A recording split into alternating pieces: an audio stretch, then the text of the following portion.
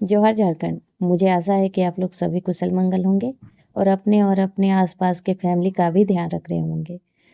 तो आज हम लोग बात करेंगे भारत और पाकिस्तान का प्रथम युद्ध के बारे में, जिसे हम लोग कश्मीर युद्ध भी कहा जाता है, जिसे हम लोग कश्मीर वॉर भी कहते हैं। तो इसके साथ हम लोग देखेंगे कि किनका किनका इनमें योगदान रहा। सोमनाथ शर्मा, मेजर सोमनाथ शर्मा का योगदान कैसे रहा, कैसे वो हमलावरों को सबक सिखाई और परमवीर चक्र अपने नाम कर दिया। तो अंत तक जरूर सुनिएगा। यह कहानी है 1947 की, जब भारत और पाकिस्तान के बंटवारे की लकीरें अभी खींची ही गई थी। हवाओं में आज़ादी की खुशी भी थी और अनिश्चितता का डर भी था।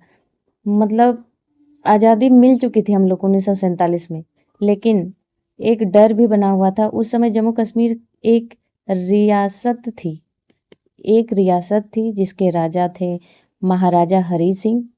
वे किसी भी देश से शामिल होने के बजाय कश्मीर को स्वतंत्र रखना चाहते थे, लेकिन इतिहास के उन दिनों कुछ और ही सोच के रखा था। अक्टूबर के महीने में अचानक पाकिस्तान की ओर से हजारों सशक्त कयाबली लड़ाकों ने बहुत सारे मिलिट्री ने कश्मीर की सीमा लांघ दी।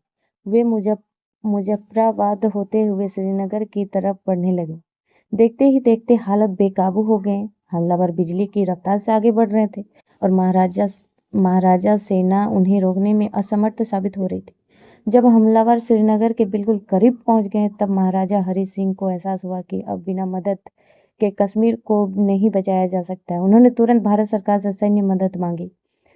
भारत के तत्कालिक प्रधानमंत्री जवाहरलाल नेहरू थे और गृह मंत्री सरदार वल्लभ भाई पटेल ने स्पष्ट कर दिया कि भारतीय सेना तभी हस्तक्षेप कर सकती है जब कश्मीर आधिकारिक तौर पर भारत का हिस्सा बन जाए।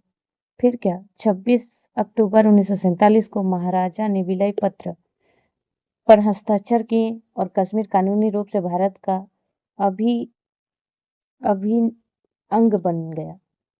मतलब भारत का अंग यहीं से बन गया था। और आगे चलते हैं।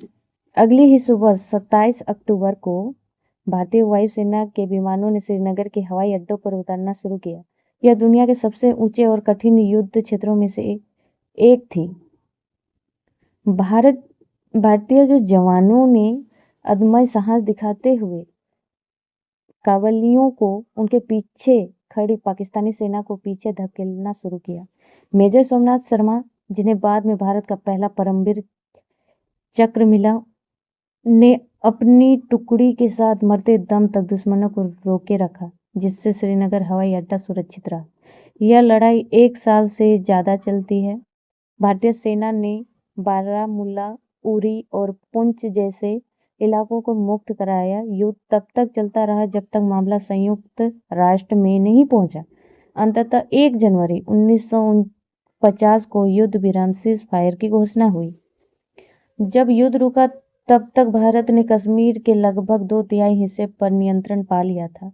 हालांकि कश्मीर का एक हिस्सा अभी भी पाकिस्तान के नियंत्रण में था, जिसे आज हम लोग पाक अधिकृत कश्मीर POK कहा जाता है।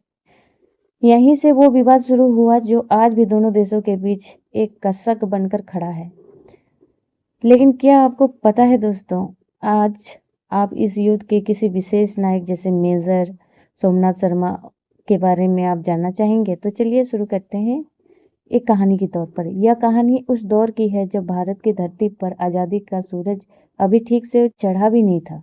1947 का वह साल जब हर तरफ बदलाव की बयार थी, लेकिन कश्मीर की खूबसूरत वादियों में एक नया तूफान आकार ले रहा था। जैसे ही अंग्रेजों ने भारत छोड़ा, कश्मीर के महाराजा हरि सिंह एक चौराहे पर खड़े थे। वे कश्मीर को पूरब का स्विट्जरलैंड बनाना चाहते थे, एक स्वतंत्र देश। उन्होंने न भारत के साथ हाथ मिलाया न पाकिस्तान के साथ, लेकिन उनका इस शांति को जल्द ही ग्रहण लगने वाला था। अक्टूबर 1947 की सर्द रातें थी। पाकिस्तान ने चोरी छिपे एक योजना बनाई, जिसका नाम दिया ऑपरेशन गुलमर्ग। हजारों कबायली लड़ाके, जिन्हें पाकिस्तानी सेना का समर्थन प्राप्त था, हथियारों के साथ सरहद पार कर कश्मीर में घुस आए। उनका मकसद था श्रीनगर पर कब्जा करना और कश्मीर को बलपूर्वक पाकिस्तान में मिलाना। हमलावर तेजी से आगे बढ़ रहे थे। बारामूला जल रहा था और वे कश्मीर के मुहाने तक पहुंच चुके थे। महाराजा हरि सिंह को एहसास हुआ कि अब समय हाथ से निकल रहा है। उन्हें दिल्ली संदेश भेजा। सरदार वल्लभ भाई पटेल और नेहरू जी का रुख साफ था, मदद तभी मिलेगी जब भारत का हिस्सा कश्मीर बनेगा। आन फान में फिर 26 अक्टूबर की रात महाराजा ने विलय पत्र पर दस्तखत कहते हैं। जैसे ही यह स्याही सूखी, कश्मीर कानूनी रूप से भारत का हिस्सा बन गया है। फिर आता है वक्त 27 अक्टूबर की सुबह, जब सूरज की पहली किरणें श्रीनगर के हवाई अड्डे पर पड़ी तो वहां नजारा बदल चुका था। भारतीय वायुसेना के डकोटा विमान एक एक करके उतरने लगे। हमारे जवान वहां से सीधे मोर्चे पर पहुंचे। मेजर सोमनाथ शर्मा बड़गांव के मैदान में मुट्ठी भर जवानों के साथ हजारों हमलावरों को रोके रखा था।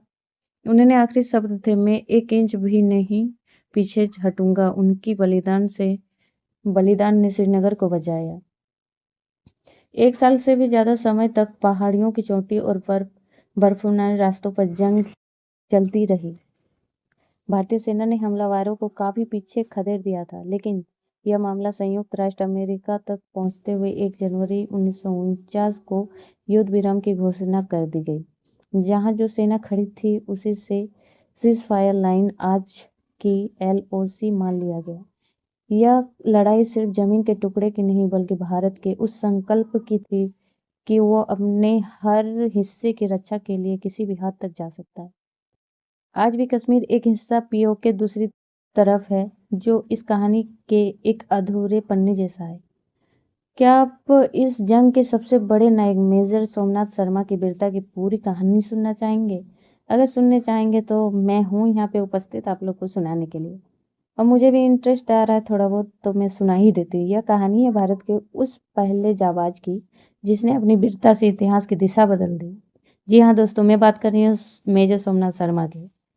3 नवंबर 1947 की सुबह थे। श्रीनगर पर हमलावरों का खतरा मंडरा रहा था। मेजर सोमनाथ शर्मा की कुमाऊं रेजिमेंट की D कंपनी को बड़गांव के मोर्चे पर तैनात किया गया था।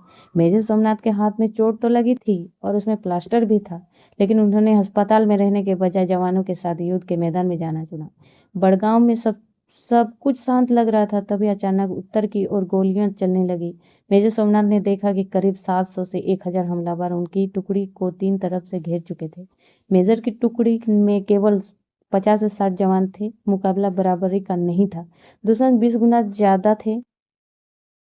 दुश्मन के पास भारी मोटर्स और मशीन थी। मेजर सोमनाथ जानते थे कि अगर बड़गांव हाथ से निकल गया तो श्रीनगर का हवाई अड्डा दुश्मन के कब्जे में होगा और फिर कश्मीर को बचाना नामुमकिन हो जाएगा। जटिल हाथ होने के बावजूद वह खुद एक खंडक से दूसरे खंडक तक दौड़कर अपने जवानों को हौसला बढ़ाते रहे। जब उनके पास गोलियां कम पड़ने लगी तो वह खुद जवानों को मैगजीन पढ़कर देने लगे। लड़ाई के बीच उन्होंने ब्रिगेड मुख्यालय को अपना आखिरी वायरलेस संदेश भेजा, जो भारतीय सेना के इतिहास में अमर हो गया। दुश्मन हमसे केवल 50 गज की दूरी पर है। हमारी संख्या बहुत कम रह गई है। हम भीषण गोलाबारी का सामना कर रहे हैं। फिर भी मैं 1 इंच भी पीछे नहीं हटूंगा और अपनी आखिरी गोली और आखिरी सैनिक तक हटा रहूंगा। तभी दुश्मन एक मोर्टार बम सीधे उस बारूद के ढेर पर गिरा दिया जहां मेजर सोमनाथ बैठे थे। एक जोरदार धमाका हुआ और भारत का यह महान सपूत वीरगति को प्राप्त हो गया। लेकिन उनका बलिदान व्यर्थ नहीं गया। मेजर सोमनाथ और उनके जवानों के दुश्मन को इतनी देर तक रोके रखा कि भारत की अतिरिक्त टॉप्स वहां पहुंच गए और हमलावरों को खदेड़ दिया। श्रीनगर हवाई अड्डे और कश्मीर बच गया। मेजर सोमनाथ शर्मा को उनके इस अदम्य साहस के लिए उपरांत भारत के सर्वोच्च सैन्य सम्मान परमवीर चक्र से सम्मानित किया गया। वे इस सम्मान को पाने वाले पहले भारतीय बने। मुझे आशा है मेरे द्वारा दी गई जानकारी आप लोग को अच्छी लगी। Thank you so much.